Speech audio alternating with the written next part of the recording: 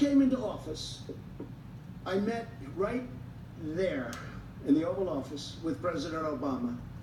And I sat in those beautiful chairs and we talked. It was supposed to be 15 minutes. As you know, it ended up being many times longer than that. And I said, what's the biggest problem?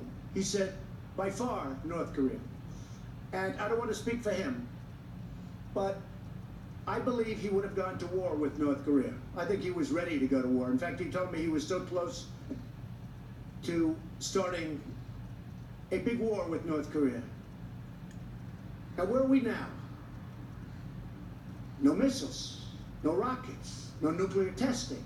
We've learned a lot. But much more importantly than all of it, much more important than that, is we have a great relationship.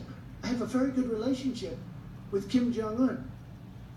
And I've done a job. In fact, I think I can say this.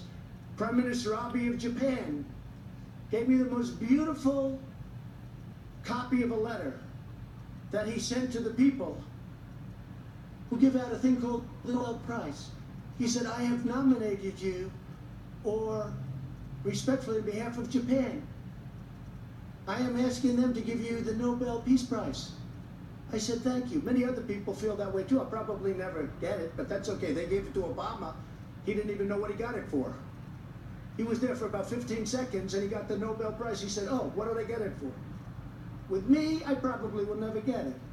But if you look at Idlib province in Syria, I stopped the slaughter of perhaps 3 million people. Nobody talk about that. They don't talk about that. Russia and Iran and Syria were going to go in and perhaps destroy 3 million people in order to get 45,000 terrorists. And I heard about it from a woman who had her parents and her brothers living there, and she said, please, please. And I said, no, it can't happen. What are you talking about? No, they're going to get, and I come home and I read a certain paper where the story was there that they were actually forming to go into, to really do big destruction. And I put out a statement that you better not do it. And in all fairness to Russia and Iran and Syria, they didn't attack, or they're doing it surgically at least. Saved a lot of people. We do a lot of good work. This administration does a tremendous job, and we don't get credit for it, but I think the people understand what we do. So Prime Minister Abe gave me, I mean, it's the most beautiful 5-page letter. Nobel Prize, he sent it to them. You know why? Because he had rocket ships and he had missiles flying over Japan, and they had alarms going off, you know that. Now all of a sudden they feel good, they feel safe. I did that. And it was a very tough dialogue at the beginning. Fire and fury, total annihilation. My button is bigger than yours and my button works. Remember that? You don't remember that. And people said, Trump is crazy.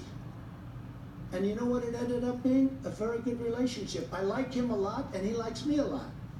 Nobody else would have done that. The Obama administration couldn't have done it. Number one, they probably wouldn't have done it. And number two, they didn't have the capability to do it. So I just want to thank everybody. I want to